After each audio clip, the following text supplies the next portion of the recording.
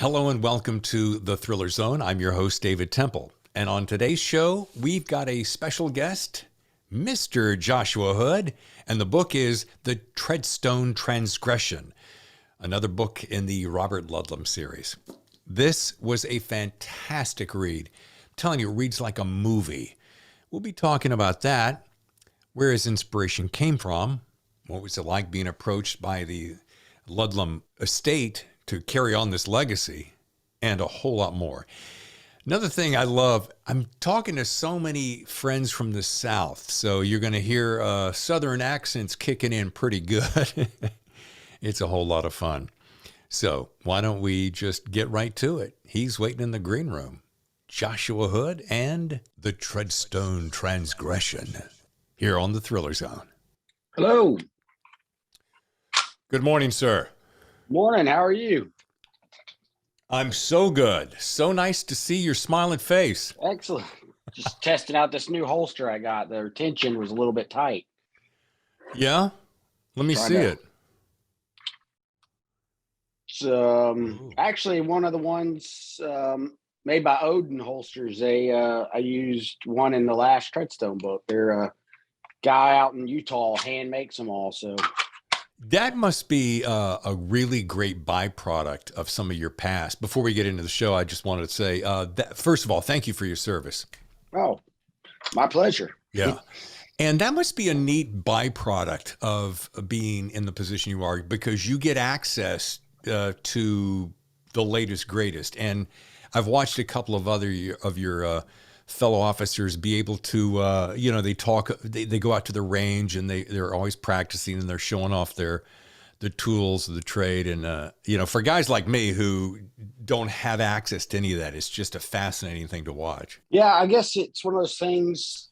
I mean, my wife, she rolls her eyes. She's used to it now. We've been married 11 years now. So when I was back on SWAT, we would go to the range and she'd always get mad at me because I would think I'd got all the bullets out, but there'd always be one that would end up in the dryer and it'd be brink, and she'd be like, can you just not check your pockets? And, so it was just kind of like, I try, but it's slowed down, since I've been writing full time, but it's a good stress reliever. And I make sure to buy everything that I put in a book because I don't know if anybody would listen to me, I'm like on par with Jack Carr or something, but I don't want anybody to be like, somebody's paid you for that or whatever. It's like, no, I bought everything that is in these books that, is legal. Like I use them personally. And that's why, I put them in the books. And so it's, as they say, it's boring, but it's part of my life. I'll be perfectly honest with you. I don't find it boring at all. I mean, look, if you all of a sudden called me up, Joshua, and you said, hey, Dave, can you direct me to the right microphone for my podcast? I'd go, it's funny you should ask. I've got that pretty well sewn up. I've got 4 here, and I got about 3 more in the booth, and I got 6 in the closet. So, it's tools of the trade, toys of the trade. We hang out with and we collect what we love, right? So do you do stuff like narration also for books and things like that? I do audiobooks. Yeah. Audiobooks, commercials, trailers, bumpers. I was the voice of NASCAR back in the day. I've been doing this my whole life. Because I've got a book. I'll turn this one in 2 months from now, coming out with Blackstone. It's a new series that I've started. And Treadstone was the first time I'd ever gotten an opportunity to be like, hey, who do you want to use as a narrative? And I picked a few people and they weren't available. So they went with the guy who does it. I think his name's Ron Butler, I believe. He does a great job, but I've always liked the way your voice sounds. And I think, if you're free or whatever, Blackstone seems to give, authors a lot more leeway. Who would you like to use? And I think it's really important for a book, for you as author to have a narrator that would sound like you want the book to sound. Sure. Wondered if it'd be okay for me to throw your name into the hat when it comes down to it. 100%, or as we say back home, 100%. Where are you from? I'm from North Carolina, born in Winston-Salem. Oh, well, I live in Memphis, Tennessee, so not far. Exactly. No, it's funny. I've had a couple of Southern boys on the show recently. Peter Ferris, the most recent.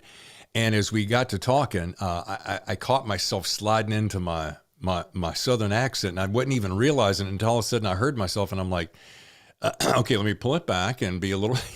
It's just kind of hilarious, but I didn't even realize I had an accent. So I started, I guess, working, publishing a few books, and then talking to, the people in New York, and they would mention something and said, I don't know what you're talking about. I don't have an accent. And like, yeah, you do. And so, sir, we beg to differ. yeah, we're listening to it, and you definitely do. Now, the fact that you said I thought about you means that so you've heard this show before, as I'm assuming? I listened to this show. I was actually thinking of the book. You were just talking about it. I put it on my list to get. The Devil himself? Yeah. Peter Ferris, I believe so. Yeah. And that was a great episode. I liked, I really liked how, you guys talked. He was right on when he talked about the genres, whatever genre you're in. It's kind of hard to break into it, but the fresh approach that kind of breaks these rules, like, I think we need more of that fresh air. And I'll try to do a little bit with Treadstone, but you can't unlearn what you already know. And so I love like guys who come in and they have an idea for a book, and they're like, I don't care. Because when I started, there were these rules. You have to write it like this or like that. And editors, that's what they wanted. And the books became very vanilla. They're just, everything's the same, different setting, different name, but it's the same book. And there's a fearlessness that comes with the idea of like, I'm going to come in, I'm going to write, I'm going to dance with the one who brought me. And that was like a really, really great podcast. I really enjoyed it. Well, thank you for that, Josh. That was actually one of my favorites. I don't know why. It was just, to me, it was the perfect storm. I liked the guy. I like what he had to say. I love the story. He had some really great insights. And I think probably what got your attention was I launched a new feature called If This Scene Could Talk. So I took one of his favorite scenes and made it come alive, and he loved it, and it's gotten all kinds of attention. So thank you for those nice words. And yeah, it was fun. A great book. Great book. You will not be disappointed. But this book right here, young man, look at the color, look at the snap. I mean, Treadstone, Transgression. When I hear the word Treadstone, interesting thing. And I think I mentioned this probably in a promo talking about you on the way to come onto the show. Jason Bourne and that whole series of stories is one of my go-to. Like if it's a rainy weekend and I'm not in the mood to do anything, I've just spent the whole day working in the yard and I just want to put on something, it's almost always the Jason Bourne series. I can watch them over and over again. And when I was reading this book, and I hope this is a compliment, I literally felt like it's so well crafted as it pertains to the pacing of a movie. It felt like I was watching a movie. It was great. That's one thing I try to do with all the books, but specifically this was you're walking into territory, someone else's house almost. And even though you're writing something different, a different character, I thought right away that, the first thing, you have a lot of people who've read the books, but the younger generation, they know Jason Bourne from the movies. And I thought it was very important to kind of keep up that kinetic activity that they had in the movies. It was a very fast-paced movie, and try to make it as visual as possible.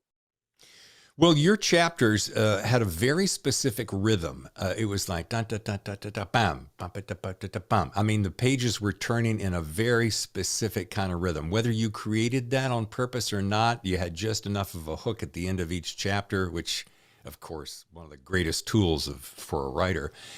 But it was, it was one of those things that was just like, man, I know this is going to make a movie. We won't talk about that too much until we get down to rapid fire questions. But first of all, hey, did I say welcome to the show, by the way? Welcome. Probably. Yes. Thank you. Thank you for having me. Very glad to be on here. Yeah. I saw an interview with you and Mark Rainey and Poison Pen. Barbara Peters. Barbara Peters, thank you. She's such a sweetheart. And Mark, I have such a humongous admiration for him. And you guys, you're at the top of your game and in great company. Just a great conversation. Well, he's a good friend of mine, and he actually lives not far from me. I've had, the pleasure of knowing him when I first met him, maybe back in 2013 or 14. The Gray Man, he was just started writing the Clancy books, and the first thing is that everybody knows this. Not only is Mark the nicest human being in the world, he's also the hardest working writer I've ever met. And so he was writing these big Clancy books and The Gray Man, his own series at the time. And I remember when he was known for Clancy and Gray Man was still, Court Gentry was, yeah, it might make it, maybe not. And now, anybody who ever asked me, like, what's advice do you have for becoming an author? I was like, just look at what Mark's done. It was by sheer hard work, and he's never he always pushes the envelope. And now that's flipped, where he's made the New York Times list #1 off of his own books alone. And anytime talking to him, I learned so much from him, even though we've known each other for a while. He's just a true craftsman. He is a true craftsman. And one of the things I admire the most, and this is your show, by the way, but since you brought it up, I'm going to mention this. He is so unaffected. And I have been in and around Hollywood for a better part of my life. And you can always tell the really good guys because they, no matter how much success pushes them to the top, they remain the same guys. And he, unless he's a great actor, he just impresses me that way. No, that's just who he is. And, that's one thing that, I try to emulate is the fact that he is an author first. Yeah. And everything is about the book. And so getting a movie deal or whatever else, those are always, he likes that, but it's in the periphery. He said he doesn't do a lot of marketing. He doesn't try to, get, hey, it's my new watch. Some guys you see, they're sponsored by this or that. It's only about the writing. And it is what he's done with that and his craft that has gotten him this far. And, now people say you have to have multi-platforms and everything. And he says, no, it's about the writing. You write a good book, and you keep writing good books, you're going to get there. Josh, that is such a good point. I'm so glad you said that, because so many people that come on the show, they talk about, it takes this or it takes that. And you can always tell the guys that are really hitting it is they say things similarly to that. They say, Twitter's nice. It's fun. Instagram's colorful. By the way, I love some of your shots of your son. We'll talk about that in a minute. He's precious. But at the end of the day, if you weren't lifting and working those muscles and putting the time in the chair to really craft the best story you possibly can, all that other stuff, come on, right? Well, it's all distraction. And, the only reason I have a social media is for books. And yes, I guess in some ways it does help. But, I've struggled, speaking about my son, having kids, a family. Being an author for me it's a very selfish job, because you're sitting alone by yourself, thinking about people that don't exist, creating, these stories. And so for me, they talk about flow and things. And when you get into writing, you're in that, time just goes away. You don't know. And for me, it's really hard to leave that, because, you go home, you're talking to the kids, but you're that part of your brain still like trying to figure out that problem. And I've always said, and I believe a lot of successful, it's good and it's bad. Like I've never done heroin, but I imagine like being an author for me feels like that. Is like you're either thinking about it or you're doing it, kind of. As a police officer, I've met drug addicts. And so everything is about that one thing. And that's kind of what writing is. And the story is everything. Nothing else matters. Twitter, I would do this for free. It's nice that I get paid to do it, but Sure.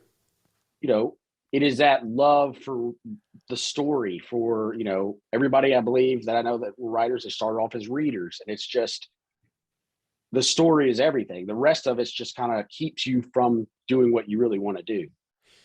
Boy, that is spot on. You made me think of going back to the early days when I got into radio. I was like 15, 16, 17. And I said, man, if I can do that, I'd do it for free. And I practiced and practiced. And, and if you put in the time, the cream's going to rise to the top. And it did. And look at us now. I do want to do this before we get into Treadstone Transgression, which we're going to refer to repeatedly throughout the show. I'd love to get back and dive into Joshua Hood a little bit. And for my listeners who don't know you, I'd love to, if you could tell us before you came this big international sensation. No, that's not me. Yeah, come on now. Tell us what were you doing? I know you did a lot of service time. So can you just give me a brief little snippet of what you were doing, both professionally, job wise, and military? I would love that. Well, it's funny. We were talking, both of us being from the South. I'm just, a redneck from Tennessee. I graduated college and enlisted in the military, went to the 82nd Airborne, deployed to Iraq and then Afghanistan as an infantryman, finished that. Got out, and the job market at that time, I think it was like 2008, maybe. Everything had kind of just, the housing bubble, everything had kind of gone to crap. Yeah. And I stumbled into a job at the sheriff's department and here in Shelby County. And we have a full-time SWAT team. And because of my military service, I was able to try out for the team early and made it. And I spent, I think, like 7 or 8 years on SWAT, eventually becoming the sniper team leader. And then my wife had our son, Jake, our first kid. And then it was kind of, I'd been writing a little. I think I'd published 2, maybe 3 books while I was in SWAT. And the opportunity for Treadstone came out. And I being a police officer and all that stuff is kind of like, I didn't want my children to have to deal with that. And so I prayed about it and then was like, okay, let's try this. So I just quit and started writing full time. Wow. Now, so when you said you were published before, those were Ludlum books. And was it self-published or traditional? They were traditional through Simon & Schuster. My first book was Clear by Fire. Okay. And then Warning Order was next. And then I did a little bit of ghostwriting. And then I think it was 2017 or 18, around that time. That's when the Ludlum estate approached me. I guess it was 2018. And I've been blown up a lot, so my memory is not good with Nate's. It's all good. It's all good. Need to write this stuff down. It's all good. My nemesis was red wine, so I understand that. The great mind eraser. So tell me about that experience. I'm trying to imagine. I was talking to Mark about, when their estate approached him. I'm like, what is it like when the Ludlum estate says, hey, Joshua, come in here a second. We want to talk to you. I mean, tell me what that is like. Well, I had gone with Mark to Bauschicon. I think it was in Florida, and I met his editor, Tom Colgan, who's now my editor. And he's kind of like the godfather / kingmaker of these estate books. And I was about to start another book. Actually, I pitched a book to him. He was interested. About to start that. And I got a call from Mark. He's like, hey, man, don't start anything yet. Just, wait. And I'm like, what are you talking about? He's like, I can't tell you. Just like, don't sign any contracts or do anything. It's like, okay. And then the next day I got a call from Tom Colgan, and he said, hey, Josh, basically, would you be interested in trying out for a book through the Ludlum estate? And I thought, and I told him, I was like, I think you got the wrong number, man. And he's like, no, I'm serious. And so obviously, I've always said that it was like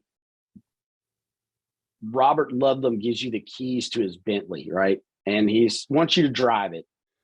And you're thinking the whole time, like, man, like, I hope I don't crash it. Like, that when you return it, it better be clean, full tank of gas, and not a scratch on it. And that's kind of how I went into this. But talking earlier about, the Bourne movies, I knew kind of right away what I wanted to do with it. And they gave me the freedom, because there wasn't anything about Treadstone, to kind of just create this character in this world. And it was just a great experience. I'm trying to imagine sitting in your chair, and I bet you I would say a similar thing, Josh. Tom, I think you've got the wrong number. Did you dial 619? But I guess it begs the question. He saw something somewhere that said, this guy's got the goods. This guy can do this. Or they wouldn't have, they're not in the flattery business. They're in the writing business.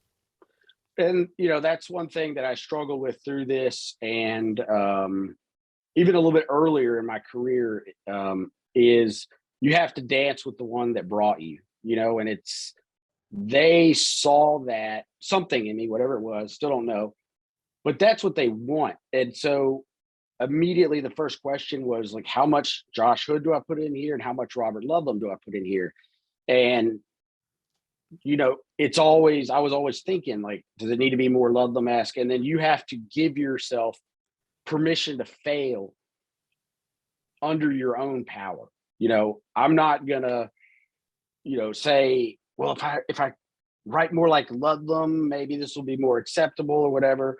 You have to have, like you said, the faith that they picked you for a reason, and they want what you can do, not what everybody else is doing. Yeah. Yeah. And it's interesting when I was reading your book, and, again, you referenced Jack Carr. Jack Carr is one of those guys that has probably, I would love to see his toy chest. And when I say toy, I'm not being disrespectful. I'm a boy in his toys. He calls them toys. Yeah.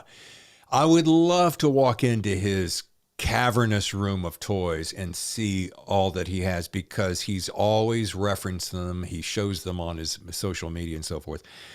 One thing that I always find, and I'm just going to say this straight up, I find it a little hilarious that when he goes to, and I say this to my wife, when he goes to mention a gun, he doesn't just say he grabbed the gun or he grabbed the 9mm. No, he grabs the name and the type and the grain of the bullet and the speed with which it leaves the gun.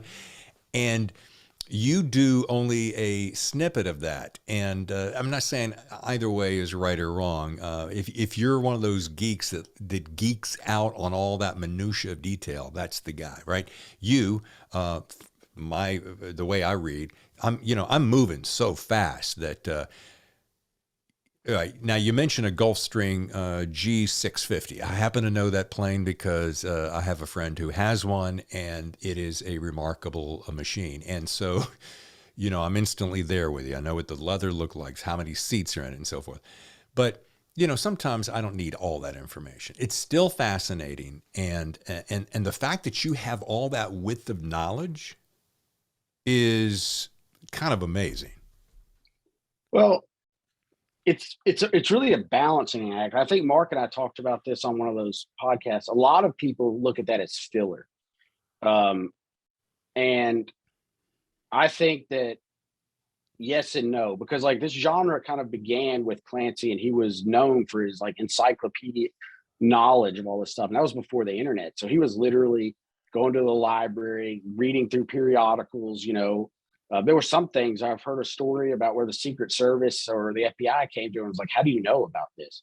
He's like, oh, it was in, this trade journal. And they're like, oh God, like that's supposed to be classified. And so when you're first starting out, you want to put all these things in here because you think when it does lends to your authenticity.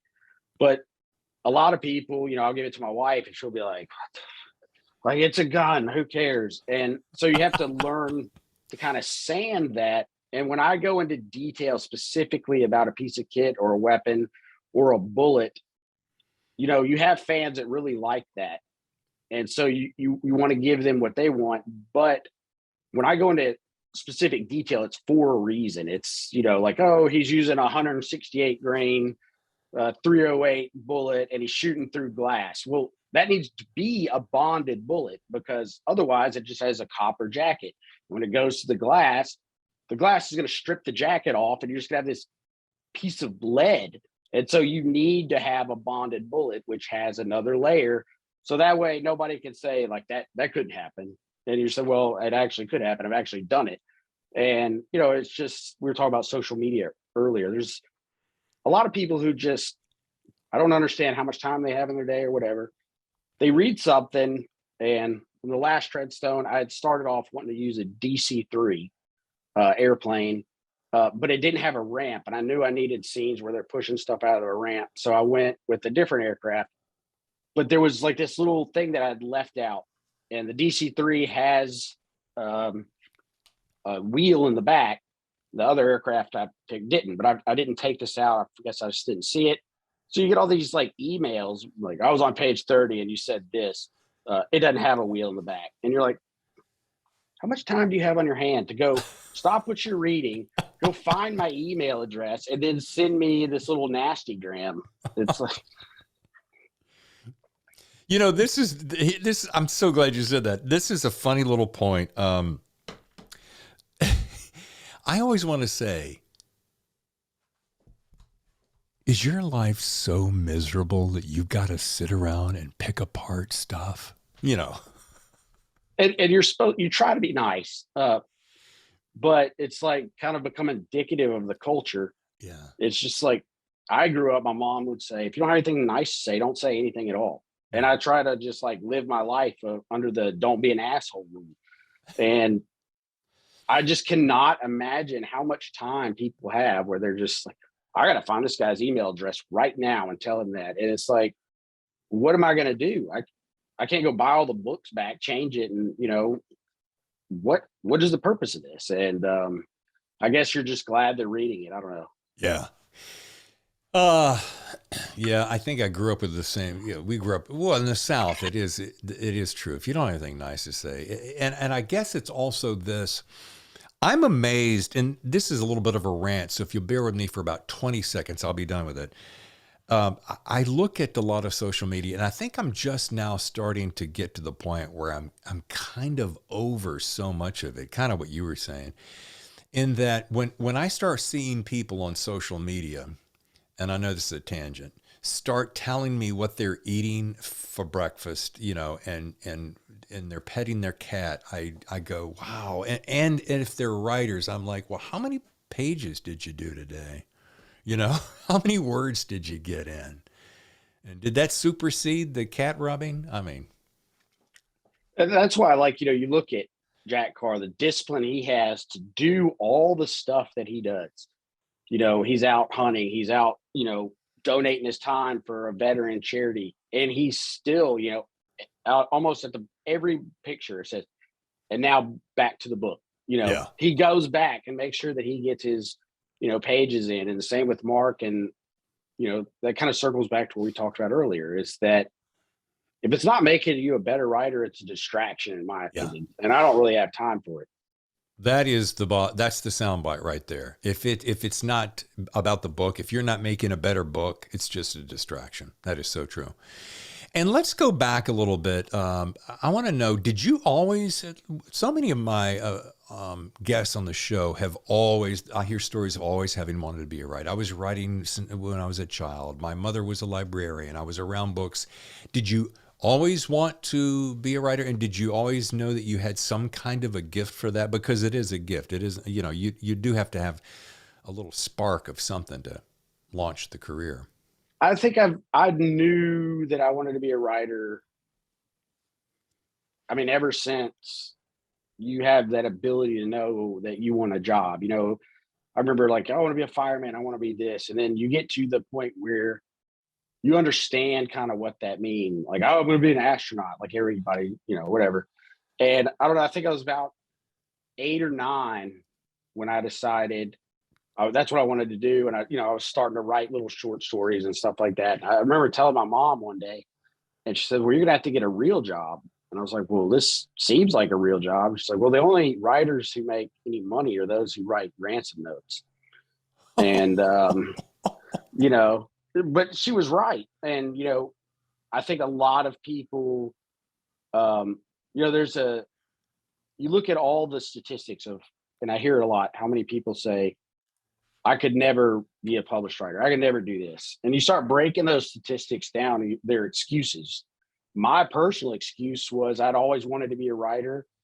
I went in the military because I really didn't have anything to write about. And looking back on it now, I realize I was running from that because you have to put out a lot of yourself to do it. Put yourself out there for failure. But what got me off the couch was I had a team leader when I was in the Army, and they used to make fun of me because I'd gone to, just whatever, that I'd gone to college first and then enlisted. And so I told them I wanted to be a writer, and they thought that was hilarious. And so this guy, his name was Jody, he got out, I think a year or two before me. I didn't think about it. I hadn't written anything. I got a call from him one day, and he's living in Utah. He had just graduated college with a degree in creative writing and published his first book. And I remember that was literally the day that I started writing, for real. The first book I wrote that got published. I was like, how in the, that was my dream. He's like, well, you said it was possible, and it is. And so literally I got off the phone with him and I went upstairs and got this dusty old laptop that I'd taken with me to Iraq and Afghanistan. And I started Clear by Fire. And I was rejected 82 times by agents before I finally got the agent that sold the book. And every day when you're faced with these rejections, Stephen King talks about it. He had a nail on his wall and every rejection letter he put on there until there were so many rejection letters that the nail came out of the wall and he had to get a bigger one. And so you start looking at how many ways you can fail or whatever. And in the end, it just comes up to how bad do you want this? And I was willing to I will rewrite this book. I knew it was good. To answer your question, I knew that I was able to write from an early age, but it just got down to the mindset of I don't care if I have to rewrite this thing a million times. This book is good enough. I believe in myself and it will get published. And it did.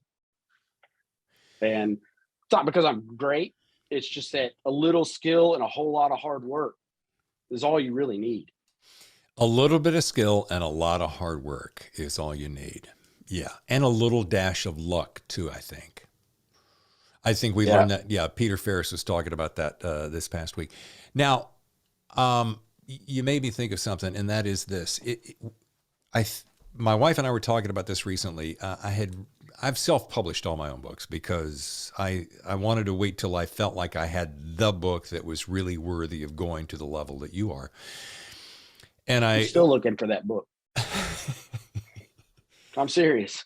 Yeah. Well, so I'm saying to Tammy, we were talking about how I put out one and it had some hiccups in it, had some typos and so forth. And we stopped and we had this conversation, and it was this, and I think it'll resonate. Why was I in such a hurry to get out a self-published book? And I still kick myself to this day, because here's why. I was trying to do the homework to get to the place, for instance, where you are, say. And I thought, well, if I just keep putting it out and putting it out. The problem is I didn't take that extra little bit of time to make sure everything was buttoned up. And what happened is I got enough reviews going, hey, it was a great story, but this idiot had some typos and so forth. And, that's embarrassing. So the reason I bring that up is, back to your point about hard work, it's got to be the best it can possibly be, because even more now than ever before, the competition is so severe for our attention that if you are lacking in any way, shape, or form, you're going to get outed right away. People are going to go, oh, yeah, it's a pretty good story, but you had typos, or, the cover was really bad or whatever.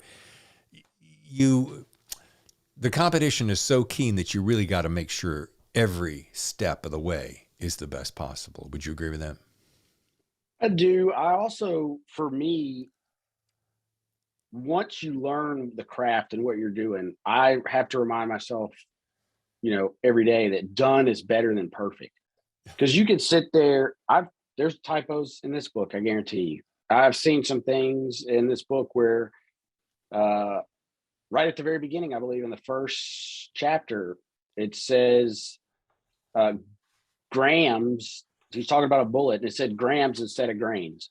And I know I didn't write it there. It just somehow got mixed up, by something that happens. But you see that and you kind of wince. But you can never, there is no such thing as perfect. There's no perfect circle. And what a lot of people don't realize is that this is a job. It's not art where you're just sitting there in your ivory tower and it comes to you. Like, the books are made in the editing process, not in the writing process. Yeah. When you pull a diamond out of, the ground, it doesn't look like anything. No, not something you don't put on your. Yeah, no. It's only once they've cut it and they've sanded it, they've shined it, they've polished it, they cut away more. And this whole time you're looking at this big diamond that weighed whatever carats, and when they're done with it, it's tiny. It's like 2 carats, 3 carats, but it's beautiful. And that's, I think that goes back to one of the things I never understood, but the kill your darlings. It's like sometimes you have to take that hatchet to parts of your book that's not working. That's a really good analogy. I don't think I've ever heard it put that way, but that really is. And you know what? There is a quote, Josh. I'm not going to be able to pull it up on my head right now, but it has to do with something is the enemy of perfect. I think it's don't let perfect be the enemy of good. I actually have it. Thank you. On my wall over here, the 2 pieces of writing advice that I have on these little sticky notes. Don't let perfect be the enemy of good. And one from Brad Thor: give yourself permission to write a shitty first draft. It's one of the best pieces of advice I've ever heard. Absolutely. That is so good. That is so good. And this is a great place to take a short break. So folks, stay with me. I'm with Joshua Hood, and we're with the Treadstone Transgression. We're going to take a short break. When we come back, we're going to have that little feature we've just started, If This Scene Could Talk, right here on the Thriller Zone. There is nothing like the taste of fresh roast coffee. David Temple here for Writer's Block Coffee. And folks, this is my favorite. Deadline Dark is the one I've been drinking more of. As you can see, it's almost gone. This one is their standard blend and whiskey barrel aged. Packs a little punch. No, there's no alcohol involved. I personally like whole bean. You know why? It's the freshest, and I grind it right then, so I'm drinking the very best brew I possibly can. If you'd like to enjoy fresh roast, direct-to-order coffee, go with Writer's Block Coffee. By the way, your first order, 15% off your first order. Just use the code TheThrillerZone. How can you go wrong? If you watch the show or listen to the show, you know I'm always sipping on coffee, and this is, as they say, the real deal. Writer's Block Coffee. First order, 15% off. Try today. Hey guys, it's Josh Hood, author of The Treadstone Transgression, and I'm hanging out with Dave Temple at the Thriller Zone. Time now for If This Scene Could Talk. Hayes' senses came online like a computer after a hard reset. The pain that accompanied each breath and the copper taste of blood in his mouth welcomed him back to the land of the living. His eyelids fluttered open, and he blinked the world back into focus, wanting nothing more than to just lie there and catch his breath. But the buzz-saw roar of the helo from near the ranch house told him that wasn't an option. Hayes grunted to his feet, the tangle of chaparral that had broken his fall tearing into his flesh like wooden talons. He spit the mouthful of blood into the dust and ripped himself free, the pain breathing new life into the ashes of his rage as he turned toward the ranch. He lurched into a limping run, his eyes hot as coals beneath the mask of dust that covered his face. After the morning run, his legs were all but useless, each step agonizingly painful.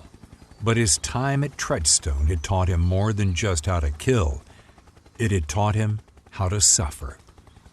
A year ago, he would have been quick to smother the rising fury, tamp it down before it could consume him. But now he let the rage build, the searing heat flowing through his blood, driving him forward like a machine. Someone is going to wish they had never been born. By the time he reached the low ground, his shirt was soaked with sweat, and he was thoroughly pissed off. His first thought was to attack, hit the helicopter before it had a chance to land. But having lost his pistol in the fall, the only weapons at his disposal were the handful of rocks scattered near his feet. "Yeah, that's not going to cut it," the voice said. Knowing there was nothing to be gained by running out into the open, Hayes took a knee, forcing himself to stay still and let the situation develop. Focusing on his breathing, he worked to clear his mind and come up with a plan that would give him the advantage. The most obvious course of action was to try for the shop he'd built in the back of the barn. There were weapons there, as well as the remote security panel that would allow him to lock down the house and activate the host of anti-intrusion devices he had emplaced around the property.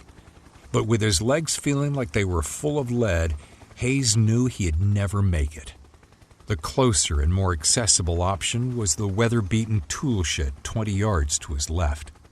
The only problem was, thanks to his overzealous bush hogging, there wasn't so much as a shrub or blade of grass to conceal him from the helicopter. So how do I get there? The answer came from the helicopter and the scattering of dirt and dust already being kicked up by its rotors. Allowing the pilot to land so Hayes could use the brownout to mask his movement was a smart play. Hell, it was his only play. But once again, the idea that he was actually going to let the helo land was a hard pill to swallow. Take your sweet fucking time, he thought. Finally, the pilot found a suitable spot and began his descent, Hayes waiting until the Lakota was enveloped in the pall of dust before grunting to his feet. Staying low, he half limped, half jogged the 20 yards to the tool shed, pushed the door open, and stepped inside. Leaving the door cracked behind him, he went to the back of the shed and studied the tools hanging from the pegboard. After first crashing his truck, then being forced on another run, Hayes was in a medieval mood, eager to do bodily harm to whoever came out of that helicopter. But as much as he wanted to inflict the maximum amount of damage on the intruders, he bypassed the freshly sharpened wood axe, as well as the 8-pound sledgehammer, and settled on a 7-inch sickle. He lifted the mini scythe off the peg and slipped back to the doorway, a quick look outside revealing 2 figures already emerging from the cloud of dust. There was something familiar about the man in the lead, but Hayes couldn't make out his face. The men were threats and nothing more. Whoever they were ceased to matter when they showed up at the ranch. That there were 2 of them didn't bother Hayes. He'd been trained to work as a single operator, and being outnumbered and outgunned was part and parcel of the job. However, the reason he was still alive, while so many of his Treadstone classmates were feeding worms in some third-world shithole, was because he'd made it a point to avoid anything that resembled a fair fight. As an assassin, his job was to attack from the shadows, find a weak point in his target's defense, then hit them at the time and place of his choosing. Unfortunately, with the men closing in fast on the front of the house, waiting wasn't an option. The second man was big and built like a fireplug, but more than his size, it was the way he carried himself that made him a priority. Hayes' plan was to come in hard and fast, take the big man down, and then deal with the other one. The only problem was that his target saw him coming. The man was fast. Hayes had to give him that. Before Hayes could close the gap, his target was shoving the other man to the ground, and his right hand was flashing to the SIG holstered at his waist, tugging the pistol free. Before he could bring it up on target, Hayes was on him, the sickle hissing through the air. He was aiming for the wrist, but the man parried the blow with the pistol, the impact snapping the blade from the handle. With his weapon all but useless, Hayes threw the broken handle at the man's face and then stepped in with a tight right hook to his gut. The man grunted, but instead of folding over as Hayes had hoped, the man brushed it off and tried to backhand him with a pistol. Off balance, all Hayes could do was duck his head and throw up an arm. He blocked the blow, but the crash of the cig against bone left his arm instantly numb. His opponent was quick to take advantage and stepped in, swinging the pistol like a club. But Hayes was ready, and using his good arm, grabbed the man by the wrist. He twisted hard, pulling the man off balance, then kicked his legs out from under him. The man dropped like a stone, and before the dust settled, Hayes twisted the cig from his hand, planted a boot in his chest, and shoved the barrel in his face. "You even think about getting up, and I will empty your skull," he snarled, pressing the barrel into the man's forehead. "Enough," a familiar voice shouted. Hayes froze. Then with a shake of his head, he took his finger off the trigger and stepped back. "I should have known. You're a hard man to find," Levi Shaw said as he finished pulling himself up from the dusty earth. "Yeah, not hard enough." Hayes had known the day would come. It was only a matter of time before the Treadstone director reached out and told him it was time to go back to work. But the fact that Shaw had shown up in person and unannounced told him everything he needed to know. Somewhere, something had gone terribly wrong. And welcome back to the Thriller Zone. I'm your host, David Temple, with Joshua Hood. And as you just heard, that is If This Scene Could Talk, from the book, The Treadstone Transgression, Robert Ludlum story. Awesome. Thank you again for being on the show today, Josh. I appreciate it. And that, the ambiance and everything you added there in the background, it does make the scene talk. We think that we do a good job setting the scene, but we're, working in such a limited media that when you get to hear these other background noises, it's, for me, that's what was in my head. And it's kind of something that it made me think, man, if I had done this better, maybe I could somehow convey that to the reader without adding. But that was very, very, I was blown away. I didn't know that was even possible. Well, all kinds of little magic. Thank you for that. I've been researching audiobooks. They're saying the collective they, audiobooks are going to become perhaps even more successful and profitable, etc., than ebooks. And we saw what ebooks did for writers, but audiobooks are just exploding everywhere. And so you're responsible for the Treadstone Resurrection, Treadstone Exile, and now Treadstone Transgression. When you were writing this, there must have been something in your head, especially since you are a Ludlum fan, that you thought, man, if I had the wherewithal to create that kind of a world like we saw that happened with Jason Bourne, I'm going to be set for life. And do you find yourself, if I'm asking a question that shouldn't be asked yet, just tell me and I can cut it out, but will there be more books in your future along this line? I'm actually working on the fourth one now. It takes place in Afghanistan. And the reason I love these books so much is it's harder coming into this genre right now to be able to write the international thrillers that we could have written 10 years ago, what Mark and those guys are doing, Jack Carr, Brad Taylor, because those guys are kind of set, and those are hard books to get a whole series rolling. And so a lot of people are doing more books set. It's smaller, like set in the United States or set in the South, etc. Having Ludlum's name on it, puts you at the head of the line. You can write whatever you want because, the Ludlum books, Bourne books, and the other books he wrote outside of the Bourne sphere, they're huge in scope. And, that's one of his hallmarks. He goes from this place to this place, a lot like, James Bond. A James Bond movie, it's not going to be set in one place. You're going to be in every places you've never even heard of before. And that's kind of one of the hallmarks that, I've benefited from, is I can write a book in Haiti. Like if you were to, I think the one before this was in the Ivory Coast. These are just places that I've always wanted to write books. And But anywhere else, they'd be like, why would you write a book in Haiti? But with, Ludlum, they're like, okay, what kind of troubles are you going to get to in Haiti? And, you have this ability to explore things that you wouldn't at my stage in this game anywhere else, I believe. So back to that point, Josh, and that's a good place to ask this question. Do you think that if you were starting today and you didn't have the Ludlum crest over your head, so to speak, do you think you could write this kind of a book and get the kind of acknowledgement and success? No, absolutely not.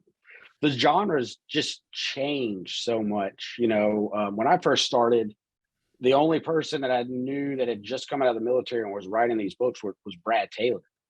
And then there was Dalton Fury, but before that, everything was kind of like CIA or whatever. And then you start having soldiers like Delta guys or, special operations guys. And then as the years kind of progressed, everybody started writing that. And so now the market's just so saturated. These are character driven narratives.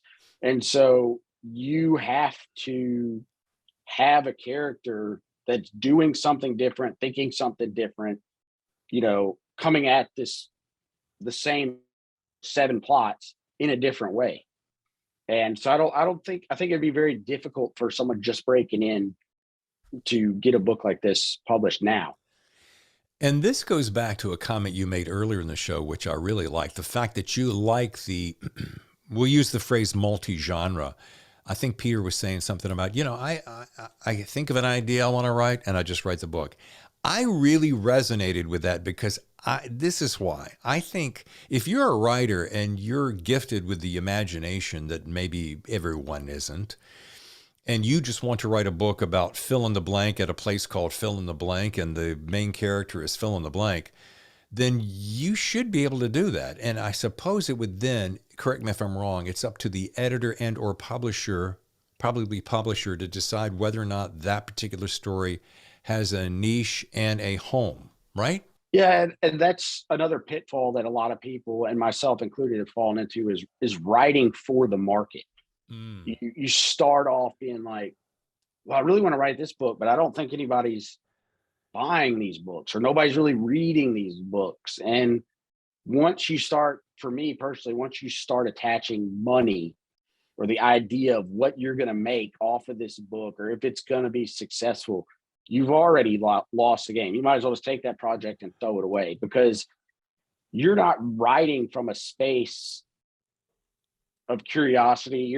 And the reader's going to know that, because the books that, I think the best books that I've written are the ones where I was excited to get back the next day and type what's going to happen next. And, if you just start kind of like writing towards the market, like you can't, it's like trying to guess which way the wind's going to come. You don't know what's going to happen. And so if you're stifling your creativity, I always wonder how many masterpieces are in the slush pile, which is what they call the books that come in and agents don't ever, take, so they don't ever get published.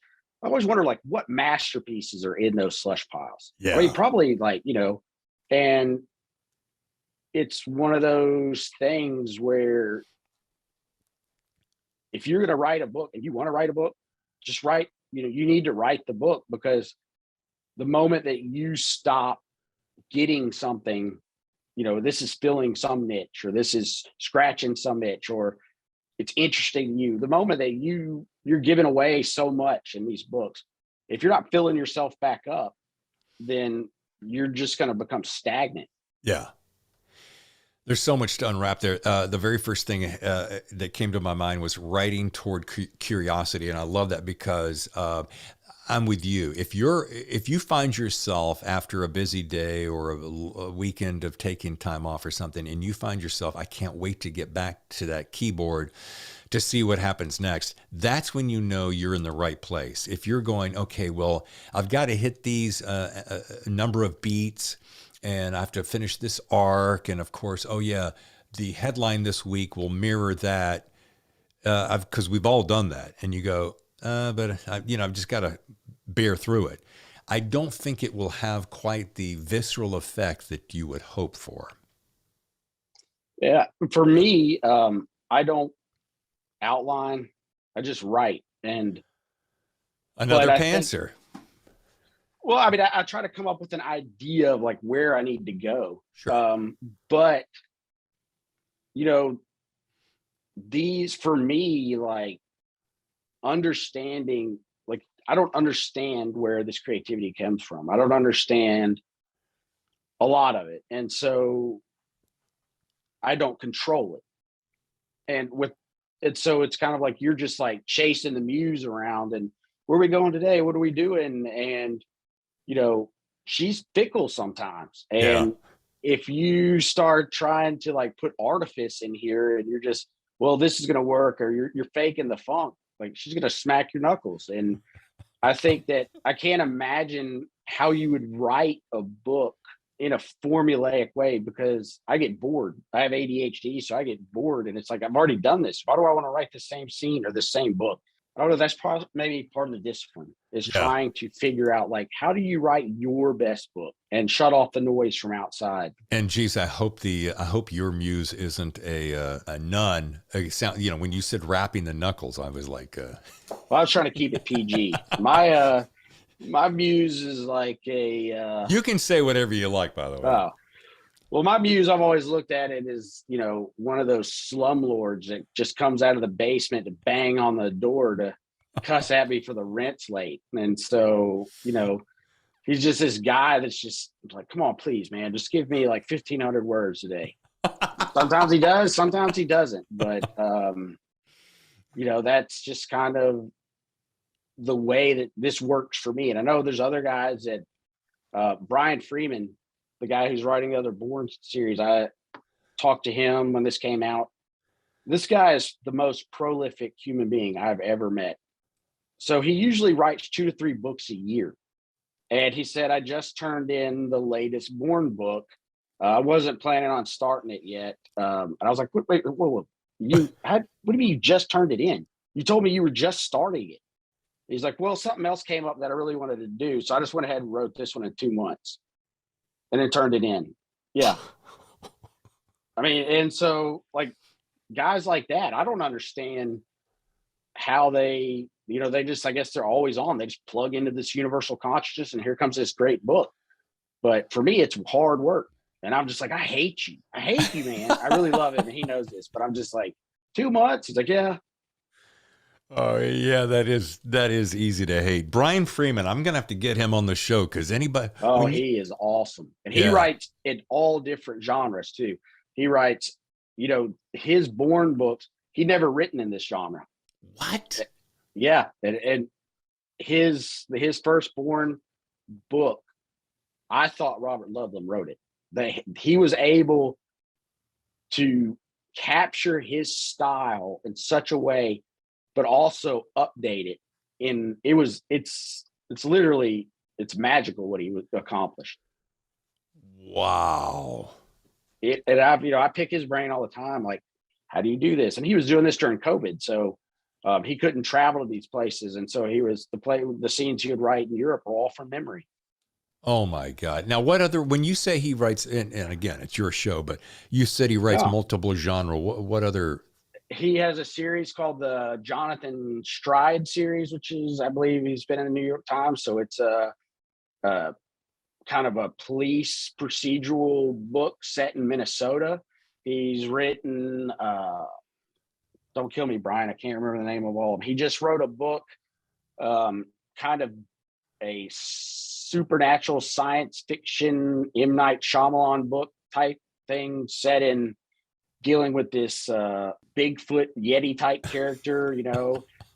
He's written speculative fiction. I mean, the guy, and he says that's what makes him so, able to write so many books, is that when he first started, he only thought this was possible. Then he started writing fantasy and science fiction. And then he said he's pushed his boundaries so far away that he now sees that everything's possible. So his success, he said, in Born was taking the pacing from a crime novel and, the imagination from a fantasy, and then, just putting them together in this stew. And it's like a muscle. Right? Yes. And yes. So if you're it's easy to fall into the rut if like, oh, all I do is run today, or, but if you go to like a CrossFit type exercise, like you might be running one day, Olympic lifting the next day, you're constantly shocking your body by these new things, and it's causing them to, you're getting growth and you're getting dynamic strength that you didn't know was possible. And when he told me that, that's immediately what I thought of. That's brilliant. Your body, like your mind, will rise to the occasion, right? Because it's right. There's parts of your brain that you don't use, or there's parts of your creativity. You get into these same books and you're like, no, I can't do that because, and I always say, I wish I could go back to when I didn't know anything. But if you're using different parts of your brains for these different books, you know what you expect. So your brain's like, well, I better meet that expectation. Yeah. Yeah. I've always been one of those guys that likes to find that thing that I'm pretty good at, that I can pull this off, but I like to push it to the next degree so that it forces me. So I'll put myself in a really hairy situation to see if I can rise to the occasion. And I know it's going to go one of two ways. I'm either going to surprise myself and succeed, or I'm going to fall flat on my face. And I've always been the kind of guy that goes, well, the worst thing you can do is fall flat on your face. Or if you're asking for somebody to help you, the worst thing they can do is say no. Okay, so that's the best thing, in my opinion. Yeah, you just keep moving. So you say no, great. I'll find somebody who will say yes. So, well, speaking about that, it's just I knew a guy that wanted to learn how to shoot left-handed when I was in the sheriff's department, and he was, for whatever reason, he took it to the next level, and for a month he did everything left-handed. So he was right-handed. He ate left-handed. He opened the doors left-handed. He wrote left-handed. He shot left-handed. And by the end of the month, he literally had made himself ambidextrous. He could do everything. And, he was 35, 36 years old. And it's just amazing what the mind and the body is capable of. But so many people want to stay in their comfort zone. And when I said, the best thing that happens is failure, is I'm a student of failure because that's what I do the best. But I've also, you learn so much taking this hard road than taking the easy road where you don't appreciate anything. That is such a good piece. I mean, that's the quintessential example of muscle memory, right? Right. The reason the right hand does everything so expertly is because of the muscle memory. But if you change it up, that the hand works the same way. It's just under the brain-hand connection. I'm going to challenge myself. I might even just try that for a month. Well, it's all about like neuroplasticity. I've read a bunch of books about it, and it says that, the biggest thing that I've realized is that your brain is not your friend. Your brain's job is to lie to you and cheat you and everything solely because its main job is to keep you alive. Right. So, you have the fight or flight response. You have, if you go on a diet and you're trying to cut your calories, your brain's it doesn't know you're trying to cut calories. It's like, he's starving us, store everything. And you're like, why am I not losing any weight? And it's the same thing with your hands and everything else. It's like, well, these neural pathways are like kind of roads in your brain. It's easier to use your right hand for everything. Yeah. Why would I use the left hand? And you got to say, no, dude, you work for me. We're going to learn this. I was like, oh, fine. I just always have been struck by how much is possible on the other side of what if. Yeah. Oh, that's good. You don't know until what if this, what if, and so many people just get so fixated and so blocked by that concept of no. You're like, why is no a bad thing? I think that's the thing that's helped me with writing the most. I know we've gone way off on a tangent. No, dude. Matter of fact, my next podcast is going to be called Off on a Tangent or something like that. I was just writing down neuroplasticity to see if I could spell it right, and I think I did. Neuroplasticity, if I'm saying that right. There's a lot of great books out there. There's one that I read not too long ago, The Art of the Impossible. And it actually kind of builds upon Malcolm Gladwell's Outliers, where the idea of like 10,000 hours. 10,000 hours, yeah. When I was on SWAT, that's one thing that we studied and thought about is like 10,000 hours of a repeated motion. It makes it into muscle memory. Right. It wasn't until a little bit later that I realized that people say practice makes perfect. Well, that's not true. Perfect practice makes perfect. And so what are you training yourself to do? What is, and the idea that your mind is going to try to find the easiest way for you is you have to be cognizant of, is this, when I'm writing 1,500 words today, am I writing 1,500 of the best words I can today? Or am I just writing 1,500 crap words so I can check a box and leave? Because your brain is paying attention, and it is very easy. We called it in SWAT training scars, to develop training scars while you're trying to be, you're trying to get to the next level, but you're training yourself in a way where your mind and your body is learning something that you don't want it to learn. The mind is very interesting. I've kind of become like a student of this. Like, what is possible? Well, this has now popped into my head the third time. So now I have to say it. And I have to ask you, do you have a nonfiction book in you? And before you answer that, I'm gonna add a little bit to that, because you're such a student of life. It's very clear to see that. And you're an avid reader, very clear to see that. And you have an expansive interest and imagination. So I'm wondering if you could put some of that training from your background and who you are, both as a former sniper and military and father and husband. I mean, you got some stuff in there. I think it could make a really great nonfiction book. You're the second person in a week that's asked me that. And I've actually never really thought about it. Like, I don't know, when you go down a path of writing about yourself, you have to start that journey by asking yourself, like, am I a role model? And personally, I don't feel like I am. And so I would love to write a nonfiction book, because I am interested in so much that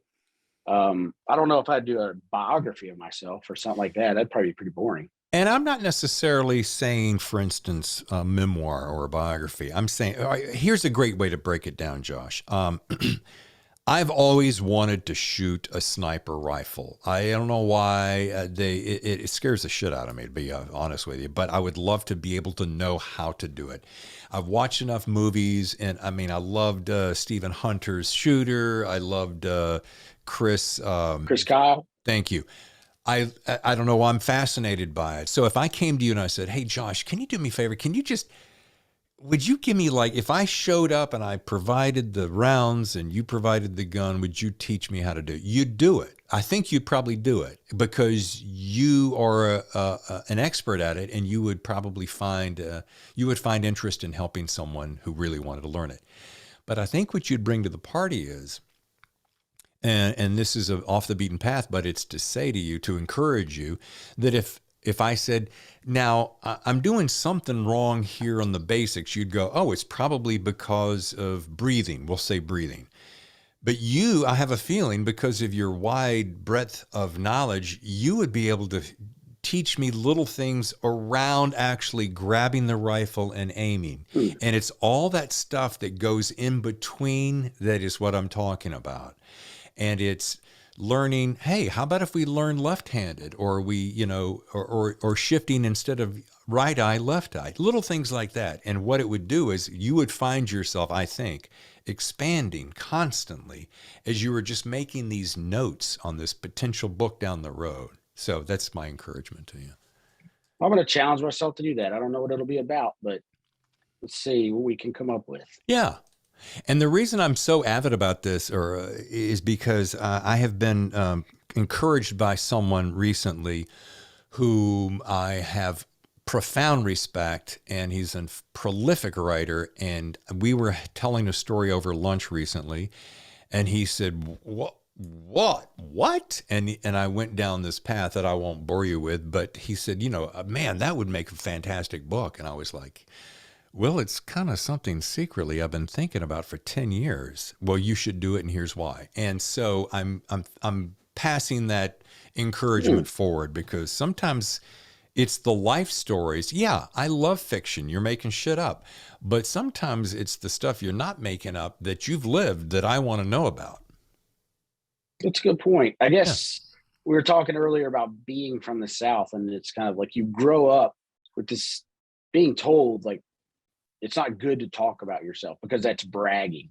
Right. And it's, even though we understand it's not, that's like a hard lesson to shape, because every time, when I I first started having to go on podcasts and everything, it was like, well, I'm not really special, this. And, the publicists would be like, they don't want to hear that. They don't want to hear that you just accidentally stumbled into a book, because like, that's not what happened. You need to tell them about all the hours you spent, or, writing a book and getting, halfway through and being like, this isn't right, and throwing it away, then having to start over to make the deadline. And it's those things, I guess, you have to give yourself permission to talk about yourself, to help others, maybe. I think that's the line right there. Give yourself permission to help others. Your trip is your trip. Your journey is your journey. My journey is my journey. But boy, can I learn something that will enhance my journey from your journey, without getting too pop psychology here. But well, I did, I bought a domain name a long time ago. I haven't used it yet, but it's called the Writer's Garage. And I would love to have something about, something. I get a lot of people asking, how do you write, about the craft? I love talking about that. And, maybe having a podcast or something dedicated to that, where you dissect books, or how did he accomplish this? And, maybe calling one of the guys and be like, how did you write this scene? And I'd like to do something like that to help people, because there was people that helped me get here, kind of return that favor.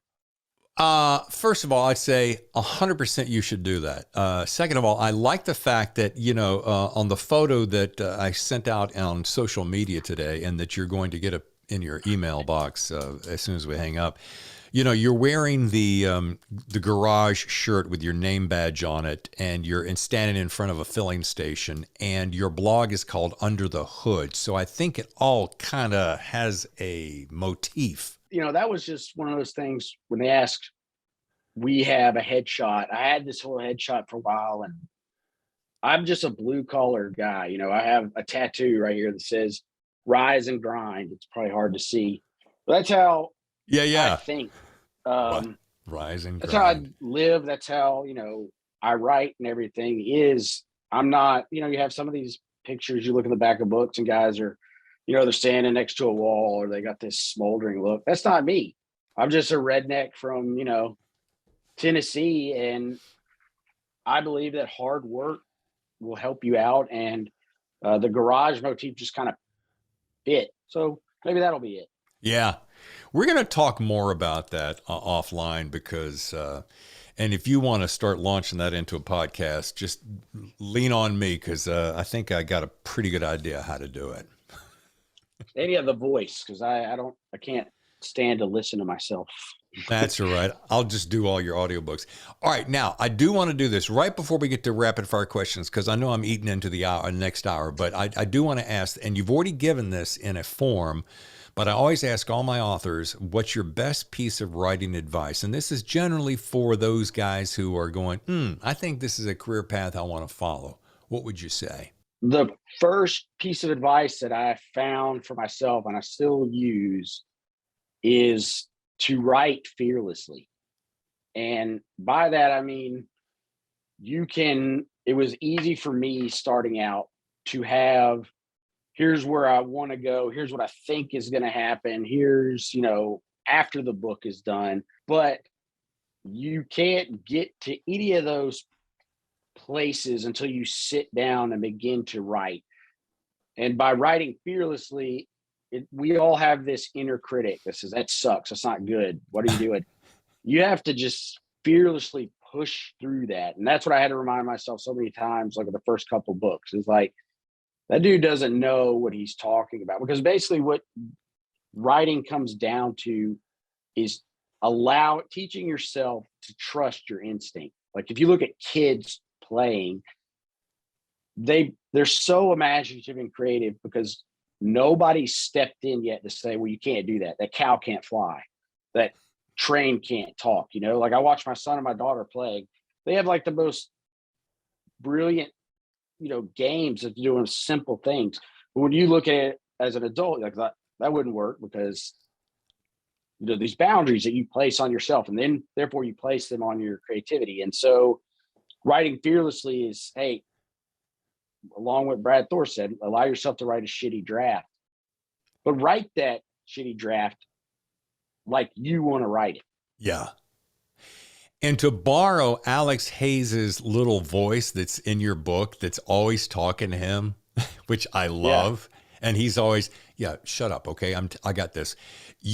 So as a writer, you can just tell that inner voice to just shut the fuck up. Yeah. And sometimes he listens and sometimes not, but Yeah. the danger is when you're listening to it, you Yeah. know, that was kind of the same thing back with Treadstone, is that thinking about that book when I first wrote the first one to now, the idea of having Adam Hayes have a family and kids went against the tradition of all the books that had come before.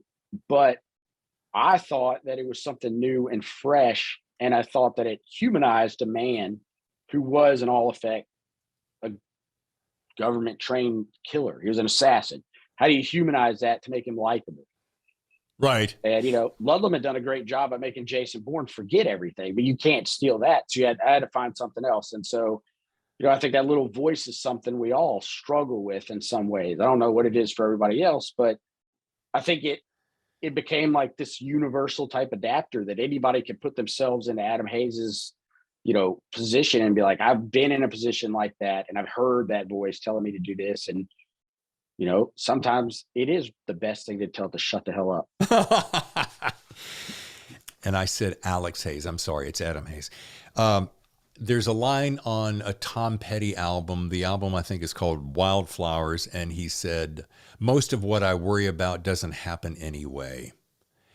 And I heard that album come out years ago, and I've held on to that line because for some reason, in its simplicity, is such a profound truth. Most of what you worry about doesn't even happen anyway, you know?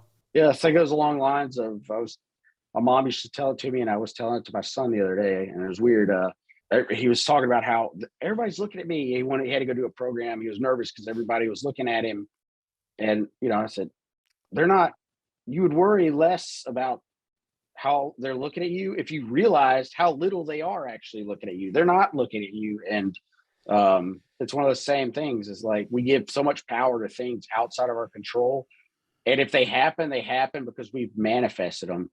But most of the times they never happen because guess what? You're not, you know, this shiny snowflake that the entire universe revolves around. Nobody cares. Oh, the shiny snowflake. All right, ladies and gentlemen, time for rapid fire questions. Going to be 4 easy ones. Josh, you, Amy, and the kids are about to embark on a long road trip. You get to pick the music that you get to listen to. What is that? Who is the band, or at least the genre of music? And you're going to be listening to this for a nice long time. I like classic rock, so I can listen to any of, you know, Led Zeppelin. I can go to Tom Petty, The Doors, Rolling Stones. We can leave that playing forever. Gotcha. Awesome. Number 2, favorite writing spot, a loud cafe or a quiet library? The cafe. I have a pair of these Bose noise canceling earphones. I actually, Mark turned me on to that. He actually writes all his books in a Starbucks. And I was like, how do you do that? He's like, there's an energy that comes instead of you're sitting by yourself. And he was right. So I'm gonna have to go with that one. I'm with you. The energy of the hustle and bustle around you. There's something about magical about it. All right. You've just been approached by Hollywood, who's bought Treadstone Transgression. Yay. Good news. They're going to put it on the screen for sure. They've asked 2 things of you, Josh. Number 1, to help them pick the perfect Hayes to play that role. And they'd like you to play a small role in the project. Who would you like to see play Adam, and who would you like to play? The guy who played Spicoli. Oh, Sean Penn. Sean Penn. Yeah, he did a movie not too many years ago where he was an assassin.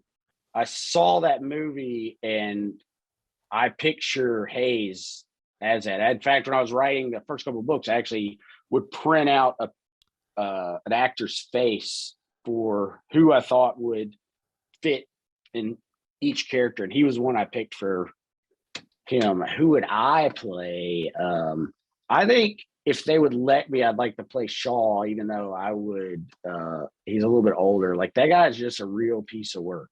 You just never know. Like, I think he's just a fun character to write because he I still don't know, like, where is this dude's morality?